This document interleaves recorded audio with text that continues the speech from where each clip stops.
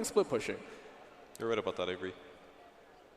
Okay, two teams are back in their booths. We'll take a quick social media question until they're ready for the draft. This one comes from Cullum McComb, I think that is. What hero do you expect to emerge as top tier at this major? Well, it's not Phoenix anymore, that's for sure. Definitely That was the biggest fall. I think before this tournament, we would have all said Beastmaster. Beastmaster. And I think it still is very good. Yeah. But if we're going to go with something a little different, something a little off color, what would you guys pick? I'm thinking of Invoker maybe, not just because we just saw it, but it's been a pretty top hero in a lot of, and it just makes every gank so much easier. Every time that there's an Invoker on a team, I feel like they get so much advantage just from having that extra pure damage. I like the Invoker, but I also like the Lifestealer because all the counters you pick against Lifestealer, well, he counters you right back with an initiation of a friendly hero like Puck or Quap. You just jump on them, you kill them first, and suddenly your counter is not a counter anymore. It's just really hard to kill Nakes efficiently. Yeah, he's definitely looked better. For me, I would pick Lycan. That hero has a ridiculous win rate this tournament. It helps out all your lanes. It's very self-sustaining. It gives space to the support, and it's very aggressive. Okay. What about some of the other ones like Death Prophet, which has seemed to be starting to get picked up quite a lot? She's good, and I expected she would be as good as she was before when I saw the patch notes, because people just assume like, oh, it's not pure damage anymore, it's terrible. But the damage is actually the same, and it gives you an extra second as before. So 67% win rate right she's now. still good, just not always good. It's actually more damage if you get a Veil, right? If you get a Veil, you just change the item build a bit. Doesn't necessarily have to be a nerf if you just play around a bit like Eternal Envy did. I heard a lot of players talking actually back in the group stage about Veil DP could be a thing. And then as the tournaments kind of progressed, you've seen more and more of it. So I don't know, were they practicing it? Was that what they were scrimming with? It's just, they figured it out basically. It's an item that enhances your Crypt Storm damage and your Spirit Siphon damage, and it gives you armor. So it's like everything DP needs. Because normally she has to go like tanky HP like Bloodstone or Soul Booster for Octarine Core. Now she can just buy a Veil. It's like 2,200 gold, and she's got 6 armor right off the bat. It's exactly what you need to protect against heroes like Weaver. And a lot of HP region on top of that. Yeah. Draft is ready, so let's drop you into that right now. We've only had a couple of bans. Doom and IO, nothing surprising so far. I'm actually surprised that Newbee bans out of Doom instead of DC. I mean, they both played a lot. They both played. It's both. I mean, both of them use it as it's one of their top 3 hero picks over the last 3 months. So it's not really surprising that they would both or either. But and there goes the Ricky. Ban it. Yeah. So they the Bounty Hunter though. That's a good point. Yeah. So what does DC do? Do they go with the Bounty ban? Do they go with the Beast ban? I think Beast is more important. I agree. Yeah. I think they're more afraid of the Ricky than the Bounty just because of that smoke cloud. That thing is so annoying to play against, especially for carries. If you notice, like House spends, even as a Weaver, spent so much time in that smoke cloud, had to go MKB just to counter it. And the amount of time it takes just to kill him. Like, even when you think he's going to die, he pops his ulti and he buys himself 3 to 5 seconds of invulnerability. Like, even if it does no damage, your value's there. And then your smoke cloud's going to be off cooldown again when you pop out. Right. And you can blink strike. It's actually quite good defensively as a support. They want Newbee to pick Beastmaster so they can pick Bounty Hunter themselves right now, DC. Just while we're waiting for the first pick, I just want to throw this one in to you. Fogged Gods, LD and Winter all had DC top 8. Okay. I don't think that's ridiculous. I think Congrats to them. Black's like, whatever. I think I put him at 10th or 9th maybe. Yeah, I think I put him around there too. 10, yeah. So it would be surprising if they win here, definitely. But they've really shown that they're still a very good team.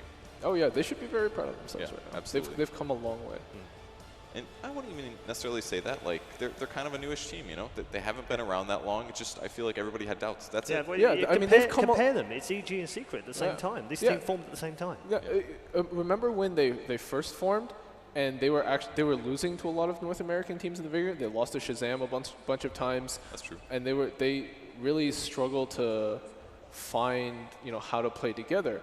To be fair, a lot of them were like all over the world. Like they weren't all together in Suns fans mansion, but it was rough in the beginning for them. Yeah. So we've had the Lions first pick. Again, one of the top 3 most picked heroes from the last 3 months for both teams, and there's the Batrider for DC. Are you surprised that they've let that go, or did they not have any option? They had to get rid of the Ricky. They were never going to ban the Batrider first phase. I think for them, they're more comfortable at dealing with a Batrider than a Ricky, which is something that they typically don't see. Yeah. And so, not that surprised, but I am surprised that they let it go, and that they picked up the lion instead of the bat. I don't completely agree here. I just feel like Chuan's line is so good. Like, he's going to be able to move around the map, get things done, secure kills. Wow. There we go with the bounty. But Bat Rider is such a comfort pick for Mu. It is. It's like that guy plays it so many games, and he is the way he plays it as well. It's like really aggressive, in your face. Sometimes he dies, whatever, but he makes space. He does things for his team. And on top of that, KP plays an amazing Bat Rider too. Yeah. Can't forget that fact. But I mean, like, Lion is Chuan's best hero, so I understand why they would pick it. But I don't know if Lion is not a bit too vulnerable against Bat Rider and Bounty together, because he actually doesn't offer that much in the early game. I feel like it comes down to whether or not Newbee can get Invoker on top of that, and they could hypothetically pick it here. Just because if you have Bat Rider offlane pressuring a dual lane, then Lion sets up the stun. It won't be Invoker because they have a DP. But I think they picked DP because if Bounty roams on a DP, you can siphon her and you actually won't die to the gank.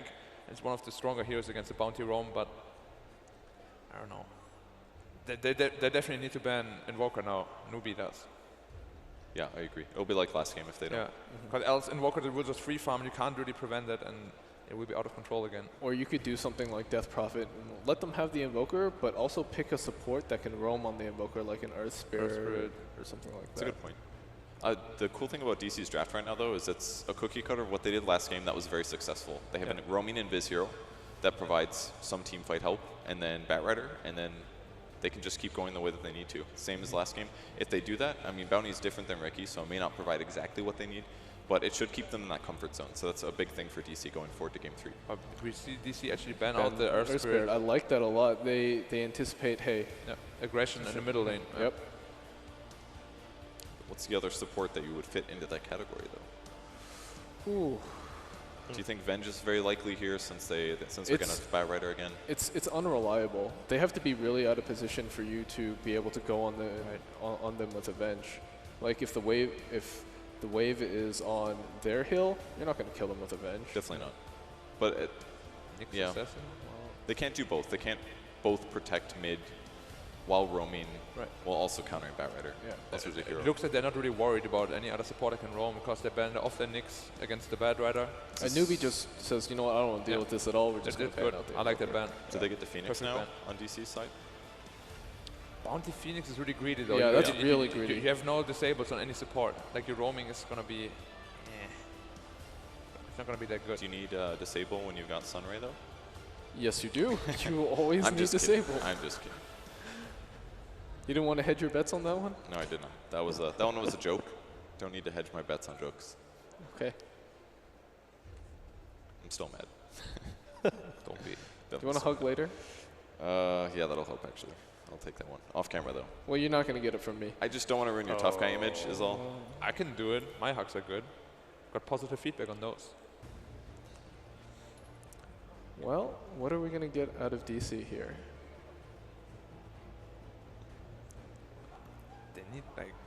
They need damage for sure. They have two heroes that don't offer a lot of damage, but a lot of vision and disable, just utility in general. So if they had Lifestealer not banned, this would be the perfect Lifestealer. Yeah, I was it should be a melee core that. because of Track. Track is already so good with Bat Rider. That's another thing. Bat's going to be running fast because everybody's Track. They should probably pick melee chaser sort of core. I kind of like something like a Sven. The armor does well against DP Ghosts. I wouldn't say no to Lycan. Lycan doesn't really care about Lion at all. Lycan's banned. Lycan's banned. Never mind. No Lycan, guys. Disruptor's a solid choice. Disruptor. Yeah. That's some good win rates. Bounty Disruptor is really good. You track someone, then they want to disengage, you just glimpse them back. It's like really easy. Yeah, they have really way popular more combo too.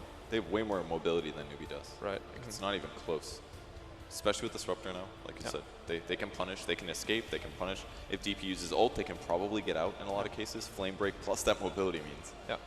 You saw the Disruptor do a lot of work against the Disruptor in the first game. Disruptor against who?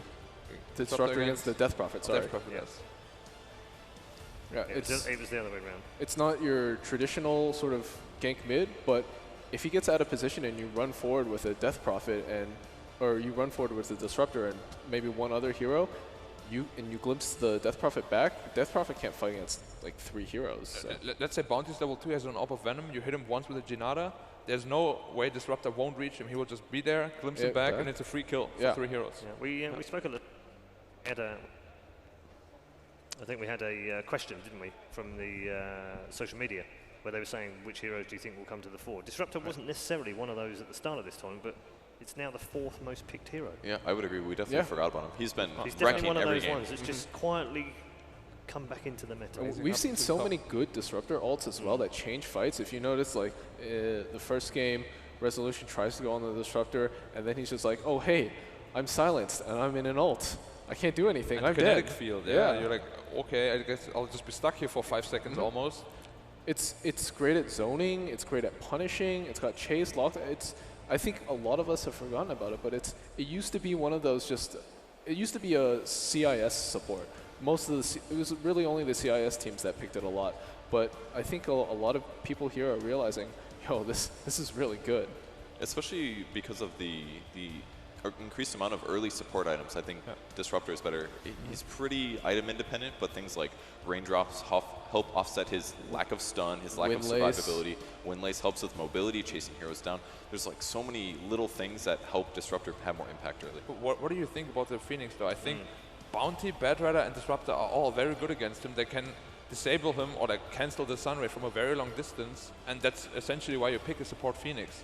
That's a good point, but with that said, if DP is the focus of battle, stun around him is going to be really good. So it could offset that. I just feel like one track on him and you throw a Shuriken, it's like that's a good cancel. point, actually. Yeah. They have really good ways to stop it. It's not tagged the best of tournaments and has been falling out of favour in the meta. Still the 3rd most picked, but 28.5% win rate on Phoenix. They also don't have a real good way to combo with Phoenix ult just yet. Yeah. Like he just eggs and then they punch the egg. And then the egg dies. And Gyro doesn't care because he's like, flat cannon, egg, right click. Just doing everything. On your BKB, flat cannon, boom, boom, boom, boom. Yeah, this is actually the most BKB Gyro game I've seen in a long time. Void, maybe not now. But like, still Void and Phoenix are always like the butter combo, bread and butter combo. There's no better combo with that, especially if you have a DP on top of that. Like, they do need another damage core now though, like a good position 1 damage core. Yeah, if Newbee lands their skills, namely Chronosphere and gets value out of DP ult, then they're going to wreck fights. But if they fall flat on those a little bit, or they're out of position slightly when they initiate, then DC should be able to kite and win every fight. But DC needs to be really careful. They do not have a single save against the faceless Chrono. And if you don't have that, it can get really, really messy. Because you can just lose your Gyro instantly to a DP old Chrono, and then you can't win a fight. You can't fight anymore. You have no DPS from the 3 heroes, Bad Rider, Disruptor, and Bounty. That's really true, actually. It's kind of a 1-core lineup, which is so far it is. So far. No one does. So far. I mean, they're going to pick a farmer for Wii for sure. That's what they always do. They usually run 2 cores. But even so, you lose 1 core, it's like half of your damage pretty much, and you need to be really careful. This game's going to be about who starts the fight. Right. If Digital Chaos can get off a good Bat Rider Lasso on a core hero into a Disruptor ultimate, then things are going to look real good. But if Newbee gets off the initiation and can successfully kill a hero in Chrono, especially a core hero, fights are going to be really bad for Digital Chaos because you're right, they have no damage after that. Yeah. What do you make of the Meepo ban? I generally feel like Meepo is very weak against Void in general. I think it's also not great against Death Prophet. There's like a lot of respect. They're scared. That's what that is. There's a lot of respect. I would have been okay. If I were Newbee, I would have been okay with Digital Chaos picking Meepo here. You have a Lion, Death Prophet, Void. They're more scared about the playstyle, I think, than they're scared about how the hero matches up against their heroes. To be fair, though, every Meepo hit on the egg, like if you have 5 Meepos, the egg gets destroyed in like 1 second. Slurk, that's a hero everybody's kind of forgotten about, but I thought was going to be one of the big heroes coming in the tournament. This is like the perfect Slurk game. Yeah. Like Bounty, Bad Rider, Gyro, they can't do anything about you. It's a mobility counter. Right. It stops track movement speed, it stops Firefly. If he lands pounces on a couple big heroes, that's great. It's not the greatest synergy with Void, but I don't even think that matters this game. Well, there's DP and Void that already have the synergy, and there's Slurk on top of that. Yeah. Okay, so Dragonite to be tanky and to take the focus of damage, I guess. I'm not a fan here. Dragonite loses against Death Prophet. I don't think Dragonite might get a little help with the Bounty Hunter, but I don't think it's enough damage. I'm sort of agree. DK will need damage items for sure. Yeah. All right, thank you very much to all three. We'll hear from them at the end of this game, where the first series will be decided. Let's go back to our commentary team for Game 3. That's right, it's Game 3 time. DC versus Newbee. The Americans are pushing the Chinese to a deciding matchup. I don't think a lot of people would have easily predicted that. Even though it's seen my Twitch and Twitter, we're all just like, hey, Western media sources, we're going to say DC will win. I like how you abandoned the whole Australia aspect that you were trying to get into earlier as soon as the series is tied up. Just to say, the hopes of Australia rest with Newbee. Newbee have been adopted because KP is the only competitive Australian in the entire scene playing for Newbee. Let's go to the game. Newbee versus Digital Chaos. And welcome back for game number 3. Australia versus America. Newbee versus DC. Yeah, okay, Toby. All right, so we already had some early movement. Pretty natural. Every single one of these games, the laning phase is oftentimes going to be determined on what kind of wards you can get down. And this time around, you did have KP an early TP out and an early counter ward laid down to block out the hard camp. We saw the similar situation where they were running KP tied in game number 1, where he got the ward, the observer ward, out to be able to block out the hard camp. This really helps him, it seems, as he seems to be very determined to try and make the laning phase work, even if he's up against a bad matchup. He's not one of those one of those players that just defaults back to Iron Talon. And I think it was something that we talked about, is the fact that KP is a space creator in many ways. I think the draft as a whole, Digital Chaos, I think they were a bit behind in the draft, but drafted the exact heroes they needed to. The second pick Bounty Hunter and the third pick Disruptor are two different supports that you need to be ahead and you need to be aggressive with. Those are two heroes that don't do a whole lot if the enemy team is ahead and they're 5-man pushing into you. So they drafted a Gyrocopter, which is a great team fighting hero, one of the best heroes you can get to get aggressive and establish dominance at 15 minutes and hopefully be able to utilize that to get more glimpse kills, as well as the follow-up Dragon Knight, which was necessary, I think, to be able to get your pushing power in. Charlie made a good point that the laning phase matchup will not go well for Weehaw, but I think in the end, it is the hero that they needed to have to make sure that this game ends on time. Otherwise, they're looking at the ticking time bomb that is Slark. And the lineup can always change, the matchup can always change when you see that rotation coming out from the Bounty. For now, it's down on bottom lane where KP, they want to initiate in on him, but Misery, he didn't go for Glimpse to start with, so it was just Thunderstrike. They're just trying to force KP out. But KP's willing and ready to try and fight it like this. That's the reason why he brings down so many consumables, tangos, as well as having the Stout Shield and Salve. He's just trying to weather the storm of this off lane of Newbees. Yeah, exactly. He's going to get 4-man shield. He has extra regen. He knows he can just run forward and try and challenge Digital Chaos as much as possible, which is why Soxa is doing what he's doing, right? He's trying to actually secure the safe lane first by putting pressure on KP, making it so he doesn't get that faster level 2, and forcing him to oftentimes time walk in scenarios where he's not actually going to get a whole lot of value. Level 1 time walk is a very long cooldown, and when he's forced to use it early, it just means that Misery can come forward and abuse KP really aggressively. I think he'd be more concerned once level 2 comes up on Misery. Top lane looks like a little bit of trouble here, but there's no, stun was already thrown out by Chuan.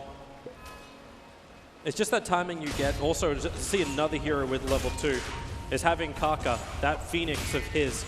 Right now he's got Icarus die, but what happens once that Sunray comes up and you get yourself a good stun on the Batrider? How are you meant to escape as a Batrider? Man, Weehaw's doing pretty well for himself. It does get more dangerous as you start getting level 4 and 5 on the Death Prophet, as that Spirit Siphon causes a lot of problems for any melee hero matchup like this, but he is doing a really good job getting the CS that he is. He's managed to pick up every range creep despite free fire, and is actually even CS right now with the Death Prophet. Moo?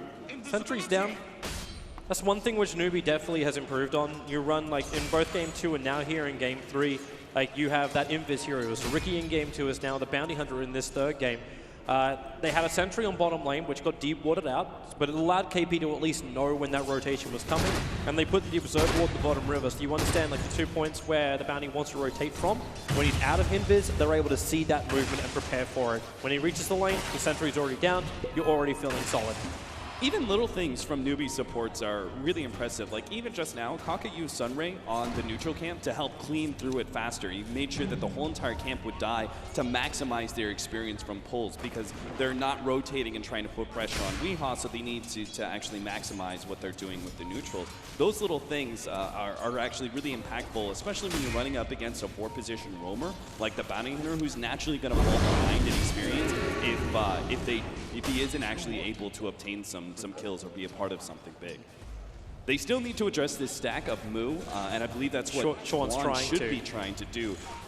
Normally you would have a counter ward placed He could actually lose his life if he tries to go for this too hard, because there's your Bounty Hunter slowing him down, and Chuan actually just does a straight TP out. He doesn't want to take any kind of risk.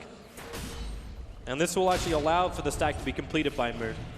Yeah, he's got a... Chuan went back and picked up an Observer Ward, though. So he's probably going to get some vision. Rocket Barrage going to start. He can't time walk out this one because of the glimpse. He wants to time it better, so he time walks down. KP reads the situation perfectly, but still barely surviving. The TP will complete. But beautifully played by KP, realizing that the way to escape was not back to his side of the river. Yeah, exactly. He doesn't blow the time walk early, waits for the glimpse to be forced down from Misery, and then, you know, obviously the time walk into the side shop was just that extra little bit of really great tactical play. Chuan, as he rotated back, obviously had to TP back to base. He's going to use his positioning to make sure he secures the rune up next, and I think from there try and see if he can find Moo midway through clearing through stacks again.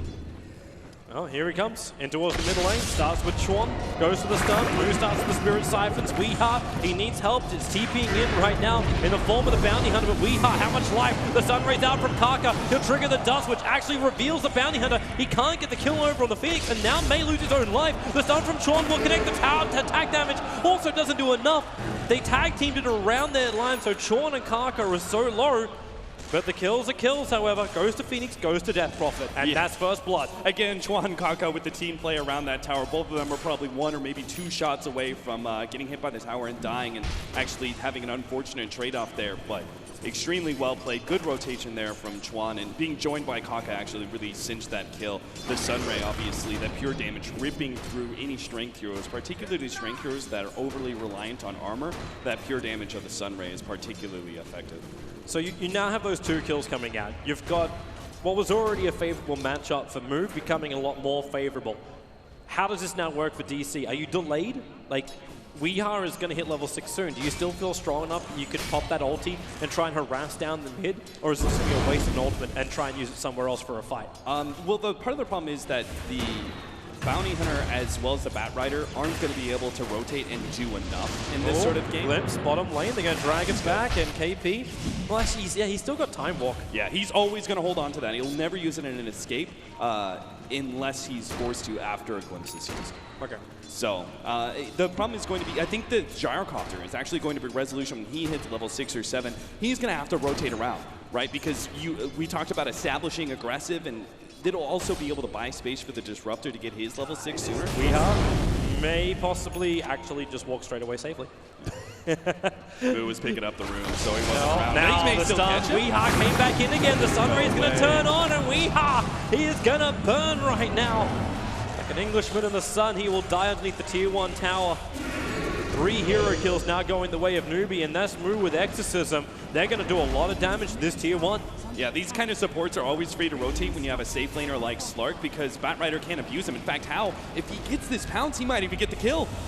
Moo trying to juke it out, but not going to be able to get it. Pounce lands, and that should be a free kill. Perfect spill damage. This is Newbee. We had game number 1 with some pretty dominating side. Now the middle lane, the fight's going to keep going. Moo wants to force it out a little bit harder. Then Exorcism still got a couple of seconds left. Resolution burning. Kaka, the damage is too much. Misery trying to glimpse him away. You'll still end up losing the Death Prophet here.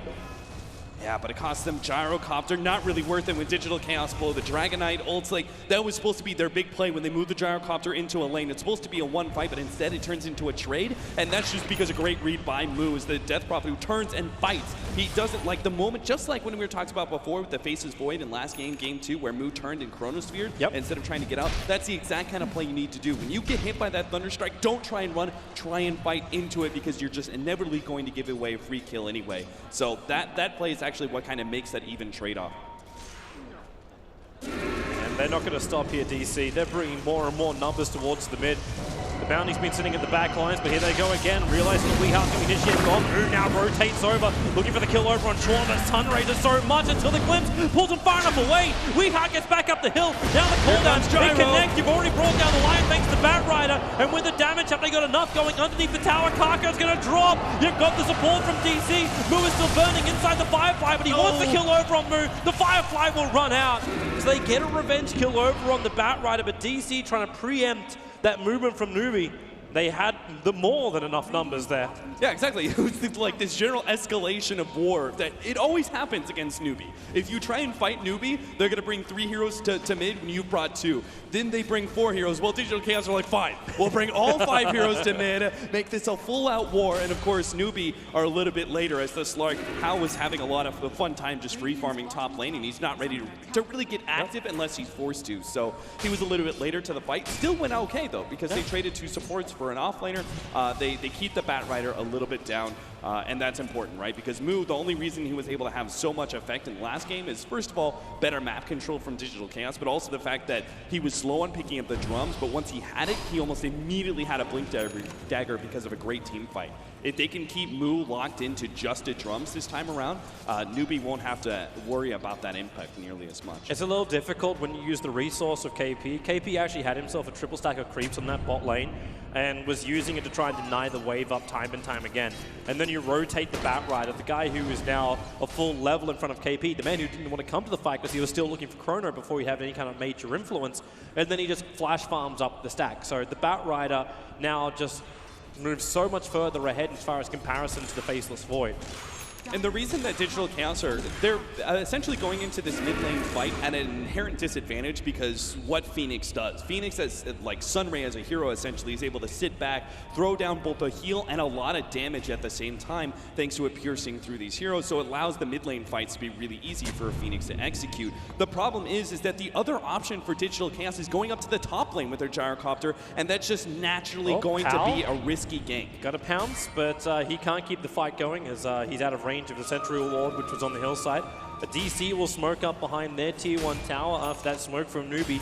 It was like a bottom lane rotation, a thought about the mid lane rotation. Now they jump up, they find Hao, they need to keep that vision on him, however, but straight to Shadow Dance, attempts the TP out, and he will be successful. No flame break, Moo's only level 7. It's natural for him not to have that stun just yet, but it does mean that Slark is able to get away.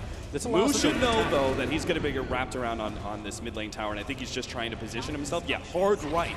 So he's pulling the creeps off the tower, slowing down the push of Digital Chaos, while simultaneously not putting himself in a position to get caught. And DC really want this tower. When Weehouse starts taking up the tower like that to keep the catapult alive, you realize they're doing as much damage as possible, but at the same time, you've still got KP on the bot lane, farming up. He has a TP scroll, and he has the Chronosphere. So while that tier 1 tower is up, Newbee can still bring that big AoE teamfight controller to the fight straight away. And in fact, now with a pull-up from KP, like Resolution can see him. Misery would have to get the perfect glimpse on him. KP is having a very long walkout with the ulti. This time around, Time Walk won't allow you to escape, but with extra support coming in from Newbee, Resolution, the Sun Ray goes a little bit wild trying to heal up KP, as opposed to finding the kill and then the perfect Chrono. It catches out Misery and makes sure that any TPing support from DC would not be able to affect the outcome of that, aka death of the Disruptor. Oh yeah, it's 5-manning time for Newbee. Look at that. Time to rotate 4 heroes down to the bottom lane. Really great timing, and they're punished like that. But it's just everything to do with this lineup and the way that Newbee play, that they're always going to be buying space with each other. It's normally you would see this sort of 5-man scenario that Newbee like to do. Other teams would be punished by naturally falling in a gold and experience disadvantage because they just don't farm as efficiently. But the way this draft is set up, the supports have really high impact in the laning phase. They're able to get kills with any of their cores. They just rotate 2 into any lane into potential kill. And then on top of that, they're still able to win or at least draw even in team fights 4 versus 5. So there's always a situation where Hao can be farming up the top lane trying to finish up his Shadow Blade, or conversely KP can get a lot of free farm at the bottom lane as the Faceless Void. It's just the nature of this lineup. In Digital Chaos, that this is why they're at a disadvantage when it comes to the draft, is that they're forced into this scenario where they have to be super active, but they don't have very high success rates with their games. It's just not very natural. You have to go into a Death Prophet with a Phoenix backing him up. That's not a good idea, but it's what you have to do. The other side would be trying to what? Gank up a Slark? he pops the R button, he's away. Like half the time that gank's just not going to be successful. So if you blow a smoke, rotate 3 heroes to top, and Slark survives, it's so much wasted time that you end up being completely inefficient. And it seems now like you're going to see the fallout from that, especially the Bounty Hunter. You got Saxa on 4 levels only. You don't actually have the track up yet. This is taking time, and until you have a successful fight, he's not really going to find those levels. And even after that, you need to have a secondary successful fight to get him the gold and start getting the rest of your team the gold. Yeah, remember when I was talking to you about the draft, and I thought like Juggernaut last pick would be a really good choice for Newbee? If you look at the difference of what Juggernaut gives you in Slark, Slark isn't threatened by a Bat Rider, right? So if they go for the smoke rotation up the top lane, he pops his Q button or his R, and he's away, right? But a Juggernaut, his defense mechanism is, of course, his spin, and he would just get lassoed up and killed anyway. This is why they went for the Slark, because it allows you to be able to have that top lane guaranteed. It's just not going to be ganked up, most likely, because it's just a low percentage gank is what we call it. Here comes the movement right now from DC. They really want to try and find that tier 1 tower. If they can find a hero with it, they'll definitely take it. This is the same time as Newbee rotated, moved the sides. They know Chorn's at the tree line. Just the way the smoke broke, that it was just very obvious that Chorn was there. The Impale will only hit over on Misery. And with the creep skip from Moo, that tier 1 tower will end up going down. Resolution's not going to expect this one. It's an early Shadow Blade. With the run forward, the call down, Resolution tries to create space, but KP makes sure he's going nowhere. Again, very deep on the chronosphere, but still ensuring that one hero is caught inside of it. Yeah, look at that trade-off. DC rotated 4 heroes to top lane with the smoke, got a support in tier 1, but Newbee immediately responded to mid lane with their Shadow Blade, gank up the Gyrocopter, much better kill, and will now be able to take the tier 1 themselves, because how can DC fight without their primary team fighter, the Gyrocopter? He's supposed to be that 15-minute monster that allows you to bully the enemy team, but he's not here. Yeah, even if he comes back to life again, that cooldown is still on cooldown for another 21 seconds. And AP, like he's just hovering around. There's no chronosphere available, but how? Okay, the Glimp's going to come back into it, so that's going to be at least a nice little thing. But the tier 1 tower was still brought down. And the trade-off was the fact that Bounty Hunter got picked on the back lines. He walked in range of the sentry ward. So it's still a 1-1 trade-off. Okay, this is nice. A glimpse on Moo. That Nova is well out of position. So you do not have that for the fight. This is a good one for DC. Now with the call down, KP has a time walk it out. Moo's close until the Sunray Kaka. They're just burning DC. Misery wants to run, but okay, a little bit of life. It's not going to be enough. Kaka will dive himself forward. So even with the Nova having no influence there, you got the glimpses back, you forced Newbee to fight, and they were happy to do so. Yeah, Kaka's idea of that Nova was that, okay, Death Prophet's out of position, but he'll just run himself back into the Nova, and DC can't pursue. But then you see Moo realize, with this Vitality Booster and my Strength Treads, I'm actually tanky enough to enjoy just all of this damage being put on me. I'll out-heal with the Spirit Siphon and the Sun Ray being comboed up towards the end. I can survive through all of this, and we can still fight this one despite the glimpse supposedly putting me in a bad position. I don't know exactly what went wrong there. They tried a bottle refill, but didn't get it off in time. So that bottle's still empty for the Death Prophet with the TP mid. Digital Chaos had a lot of success. Ooh, Kaka. He actually thinks he can do this one solo. Try with the dust. He missed it. Yeah. He popped the dust when he was obviously like back to his original Icarus dive position and was too far away, so. Still, that's some serious confidence, right? If like Phoenix thinks he can solo kill the Bounty Hunter, it shows what nasty position Digital Chaos are in. It's level 4 Sunray. You can kill anything you want to. Hey, that's a problem, right? The 4 position, Riki had a lot of success because the way Misery played it, he was very disruptive to the greedy 4 position Beastmaster that Newbee was running. Yep. He was disrupted during the right times, played around the Beastmaster for the first 4 minutes, and then once Beastmaster started getting a little bit levels, he started playing around the laning phase. This time around, because DC picked up an early 4 position that's kind of the same roaming style in the Bounty Hunter, but there wasn't that greedy 4 position of Newbee. Newbee just realized, okay, we're just going to play really static with our laning phase with in the beginning with the Death Prophet, make sure he doesn't get ganked up, and then we're just going to rotate our 2 supports constantly and out-gank essentially the Bounty Hunter. And he's had no impact almost the whole entire game. He's only just now going to get his level 6, and that's supposed to be the big idea of a Bounty Hunter, is winning fights and getting extra gold. And 17 minutes in, only just now coming online, it's too late. And even that, he has to leech it off the bottom lane, making sure there's no one farming on the lane because they don't have any confidence to stand on the lane. So he can't even take the money as well. Newbee is going to try and take more from them with the big smoke invasion up towards the Radiant Secret Shop. Yeah, they're hoping they can catch the Bat Rider and then just force into the buildings. They knew the Batrider was farming up that camp. He now shows himself in lane. Mass TPs might actually counter this, but it's not enough. Oh, they're bringing it in, and okay, they actually pull it back out again. They don't want to go for it. Except the fact that Mu is dead. And instead they get a trade-off. It'll be the tier 1 tower or are in the mid lane. Newbee are not going to give DC a single tower if they can help it. Bounty at least sees this. He's coming from behind, and they glimpse back because of that deep vision. The Phoenix is removed from this fight.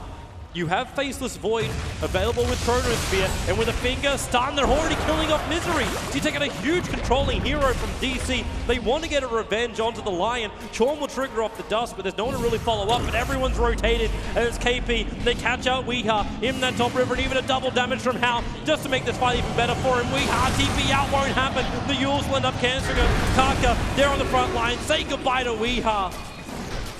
Newbee just rotating so quickly, they realize tier 1 tower, they don't hold it in the mid lane, but they take a huge fight against DC. Yeah, this is why Newbee are able to do so much 5-manning. Oftentimes they know the right ways to be able to punish the enemy team. It's naturally going to be, once you start bullying the team, they're going to try and play in every lane that you're not. Newbee don't even give up a tier 1 for free in that scenario, despite what should have been, okay, we got the bat and tier 1 for tier 1, that's just the favor to us. But no, they're saying, we're not going to give DC anything, no openings whatsoever. We're going to keep their cores down to as minimum items as possible. We're going to fight them in mid, and while they do get the tower, it doesn't really matter. Newbee obviously come out on top with several pickoffs. Weeha, his progression in items is just going to be too delayed to have an impact in the mid game. Only having that armlet, he needs that BKB desperately to be able to just stand up and get out damage during the time where Lion's going to be most impactful.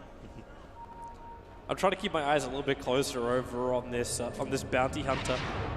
Suxa this time around, he's able to at least leech some experience and keep eyes on Newbee. This is allowing DC to know where they can move and also know where they can gank. 4 heroes smoked up, invade over the riverside. This is what's called a desperation smoke right here, Toby. They at least don't have detection. Need a team fight badly. Without the detection, Newbee, there's too many heroes missing on the map. They've cottoned on to what's going on. It's the fact that Digital Chaos didn't push out their lanes first. The top and mid lane were okay, but bottom lane was pushing in pretty aggressively. And it's that position right there that kind of signals Newbee as to the smoke. If there was one person maybe showing at bottom, pushing out that wave, the Newbee would be a lot more open in their positioning, and maybe a 4-man smoke would catch them. But that's the position that DC are in, right? That they feel it's necessary to get all 5 heroes together. Otherwise, they don't seem to have a hope of winning it. Well, Newbee now walking as 5 as well. They push the Slark out in the front lines as the bait, while everyone else sits behind. At least they are finally taking that farm on bottom lane. So Resolution, it really hasn't been the greatest game for him so far. He's gone 0 for 4 on this gyrocopter. Can't hold on to much of that money, only having an S and Y as well as the phase boots. You even wonder what really item can turn this game around for him. There isn't a whole lot. The idea of the gyrocopter is that he comes online very early and is able to establish dominance, but there's not a really big peak after that, right? He just kind of stays relevant throughout the game because he wins team fights and progresses in items. But if you never actually win a team fight at 15 minutes and he just kind of stalls out, he becomes a very ineffective, not that hard-hitting that you really want. Meanwhile, Slark only amps up over time. Yep. But it's the gyrocopter who's the top net worth over on DC. And now we're into a trade-off position.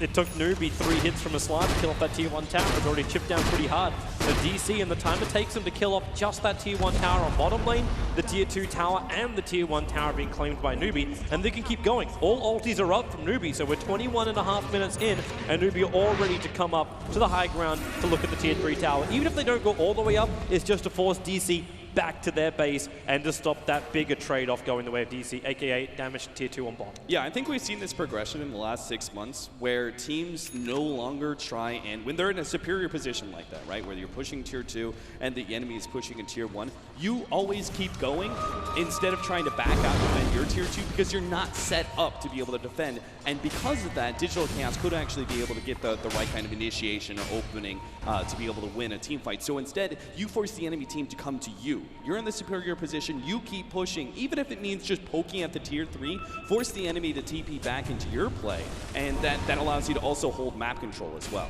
Great ward from Suxta. He's able to see the movement coming up from Newbee in towards the mid. They're still at the top. Weeha's being slowed down by the rod of Atos and into the Sunray. Weeha just can't walk away. They commit the Chrono Spear as well. They really want that DK down. And they're able to claim him. Kaka is not a healthy man. But he's still able just to jump himself out. But the Bounty Hunter is not so lucky. Easy rotation from Newbee on the back of the Exorcism. They're going to head into the pit. And Roshan looks prime for the taking here for Newbee. Oh yeah, that's perfect. Use Exorcism to be able to win a fight, and then you could just transfer straight into the Roshan pit with half of that Exorcism still up.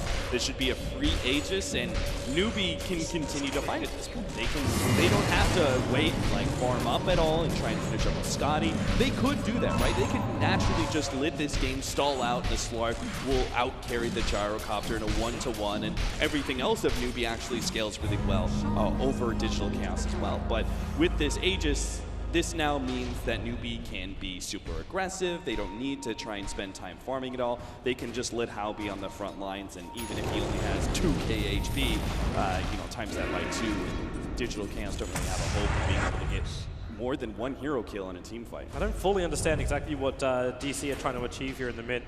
The Disruptor was in there with an Invis rune, but no static spawn, so they didn't have the big ulti control. It's like they wanted to get a pick over on the Lion, but didn't really find the opportunity to go for it. So now they're getting a lot of information here, which is kind of funny, because it's all going to disappear. The gem is over on the Lion.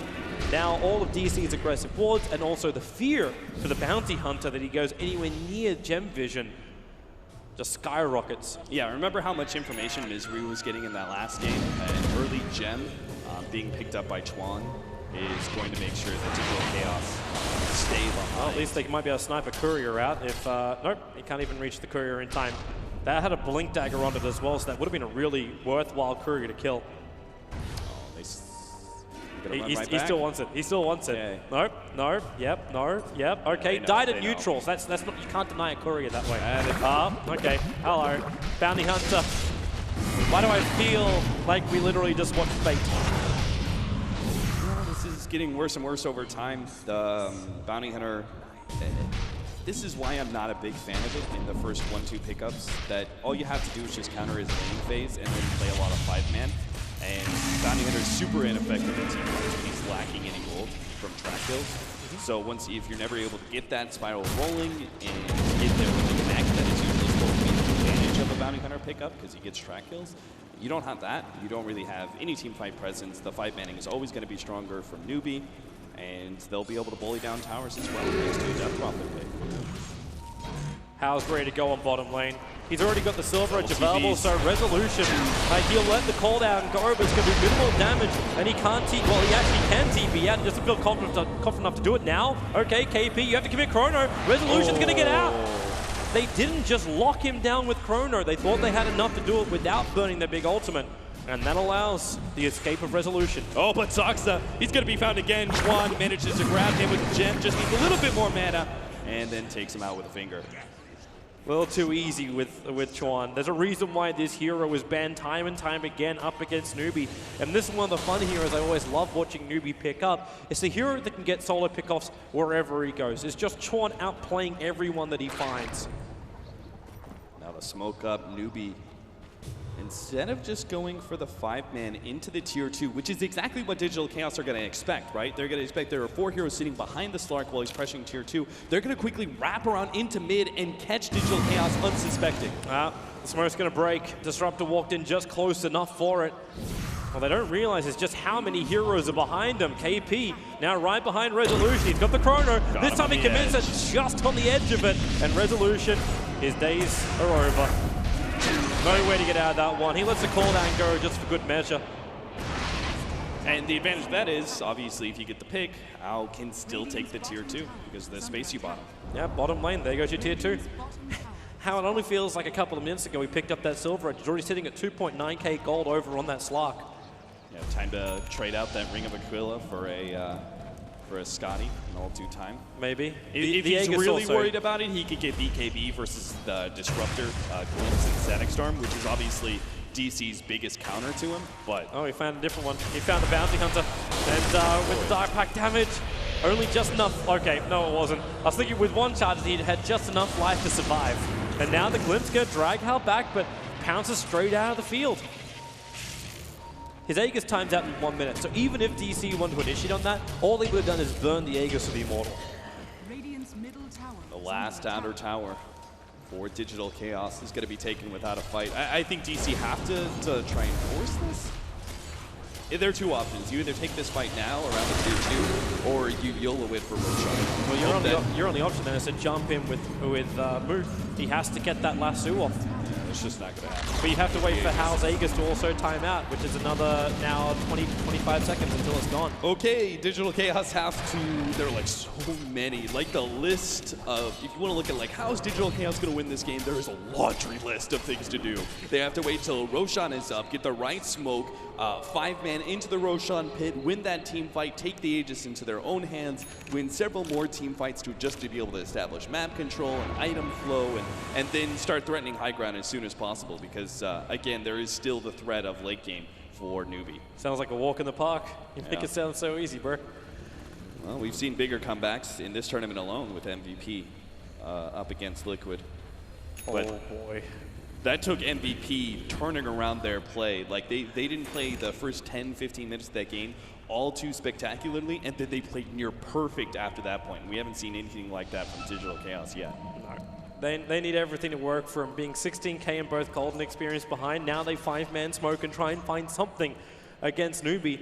And of course, who's on the run which could potentially break it is Hal. He's the man moving in close on the back of that, well, Silver Edge, which is off cooldown in 7 seconds time. They don't find the right target, and now as DC, they have to basically do the wraparound to come in from behind Newbee. They're looking with an award just around the pit, and they actually want Newbee to walk into them.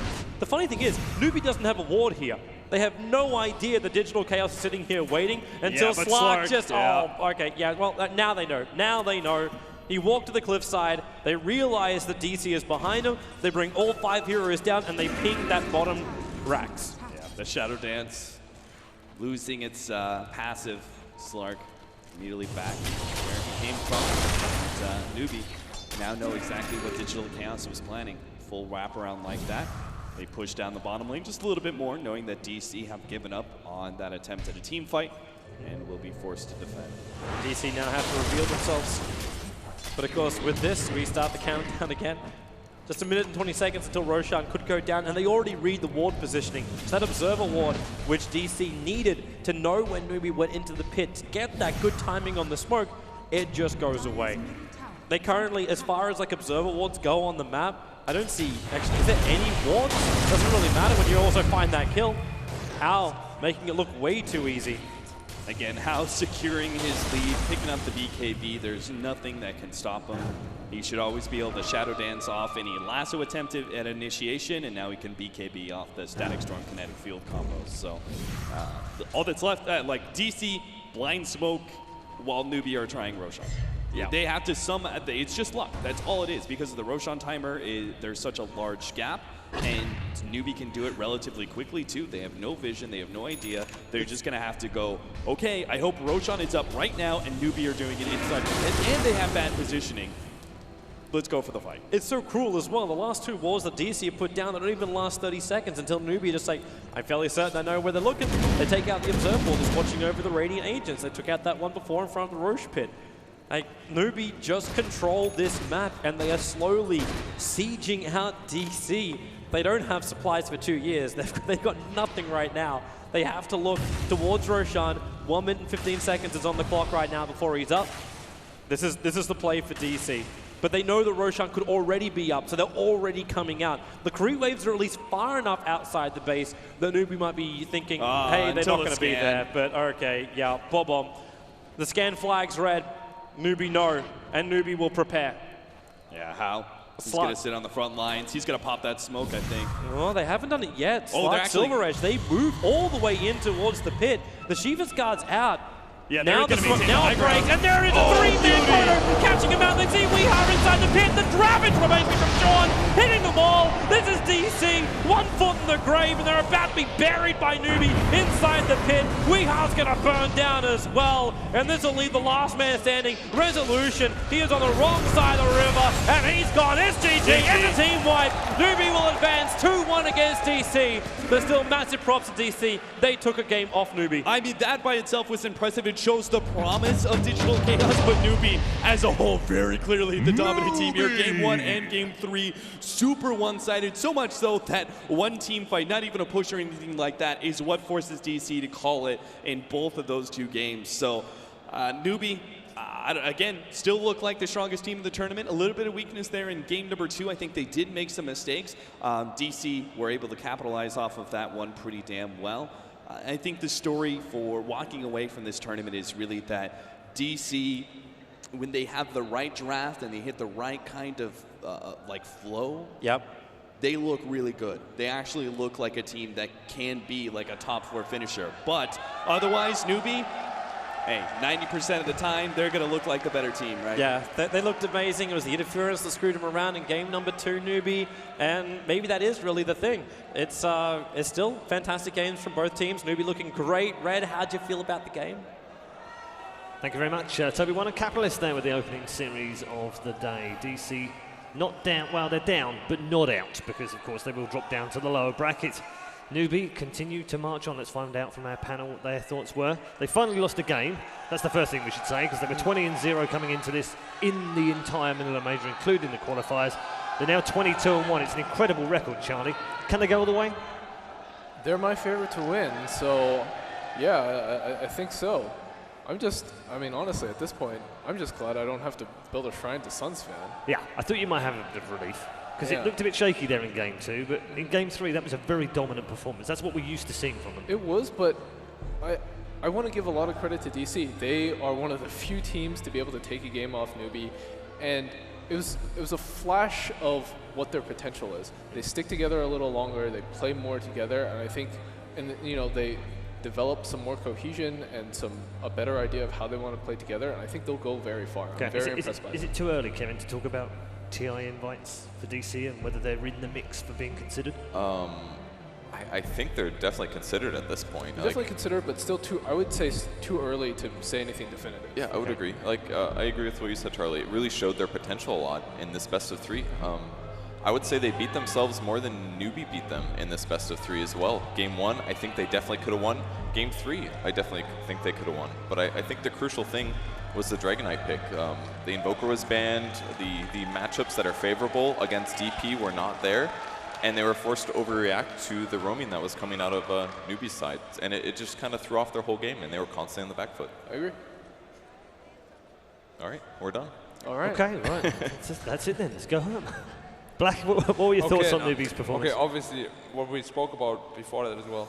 Newbee, for DC, it's detrimental to have a really good early game with the lineup. Bounty Hunter was level 4, minute 14. He had no impact. He had to stay in the middle lane all the time because DK just can't lane against DP. It's impossible. Charlie mentioned it before. And what Perch said, they shot themselves in the foot. I agree completely. They lose the early game. They don't have the heroes to come back unless they Newbee makes really, really big mistakes and they get a lot of track kills, which is not possible because they do not have DPS to kill heroes, even if they are tracked. So they definitely hurt themselves more than they help themselves, and they can definitely win this series against Newbee, but they have to polish their draft a bit. Okay. In terms of standout players, we said Hal played a great game 1, but who stood out for you in game 3, Charlie? Ooh. Kaka Phoenix, I think. Kaka Phoenix, Tron Lion. This was a very all-around team effort. I think it was mostly the supports, though. They were the ones that essentially they ganked DK enough to force DC supports to always be there, and then they were forced to team fight with pre-6 bounties and disruptors, and that is where DC's lineup is going to completely fail.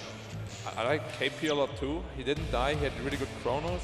But you probably have to give credit, the most credit to the Phoenix. He just made so much space.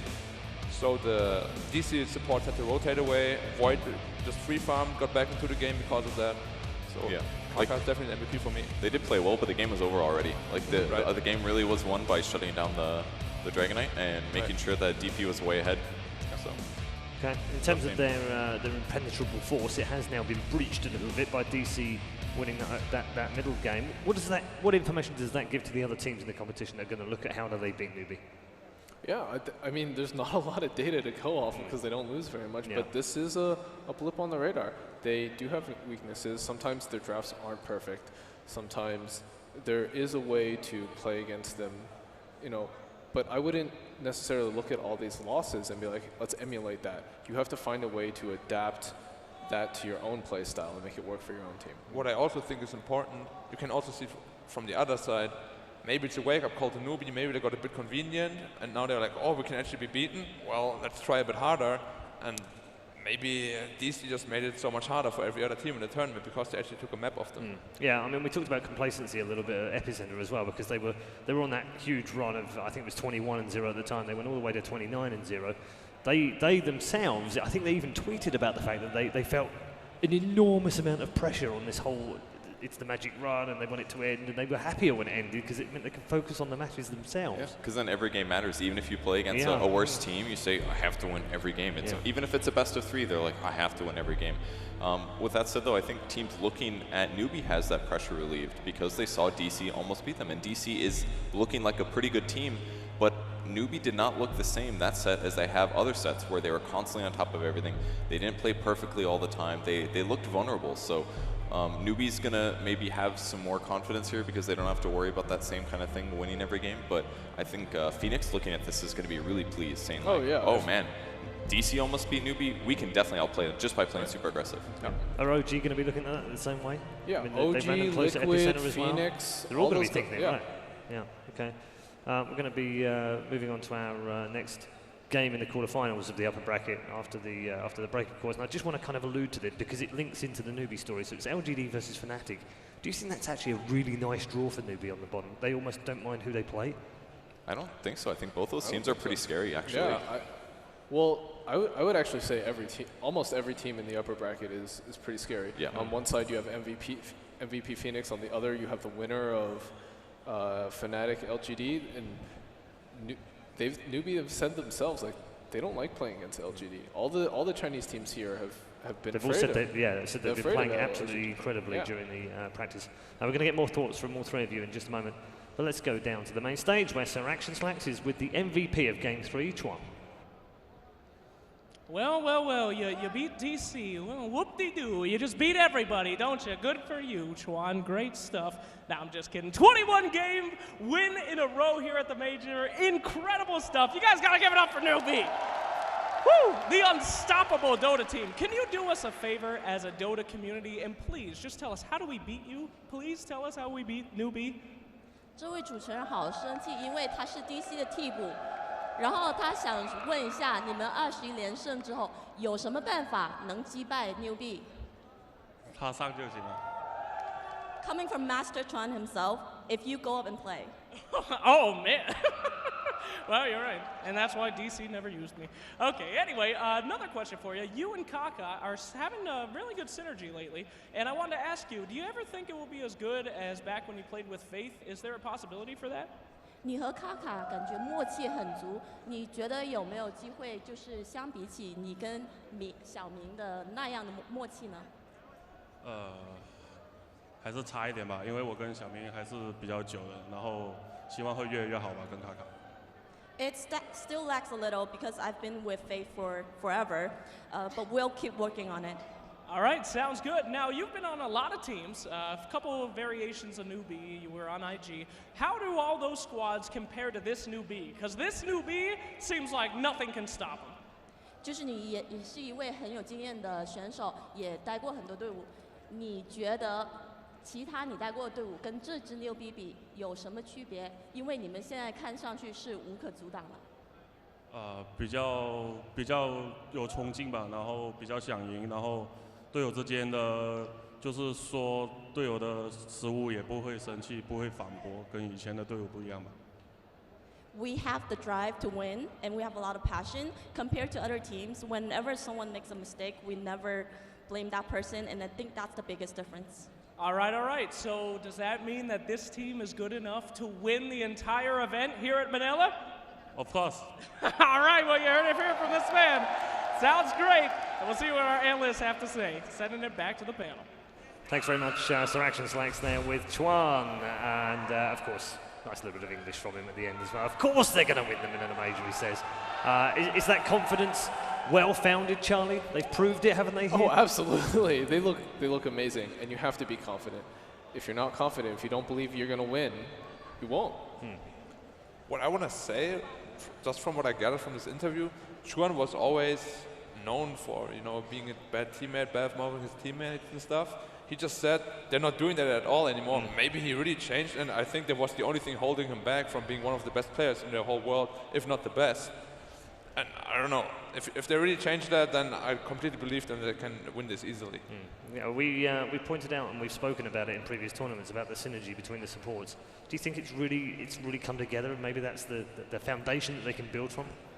I mean, I don't really see any falterings in them. That's really a question better answered if you're on the team or you're the coach and you hear their communication and things like that. Right. I mean, because if Chuan just overperforms, it's going to make Hako look good as well, and maybe they don't fully communicate.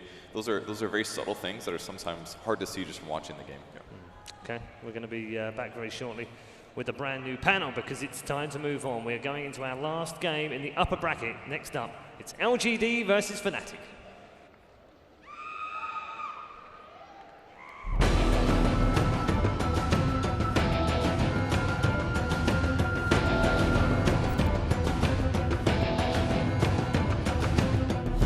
Next matchup, LGD Gaming versus Fnatic.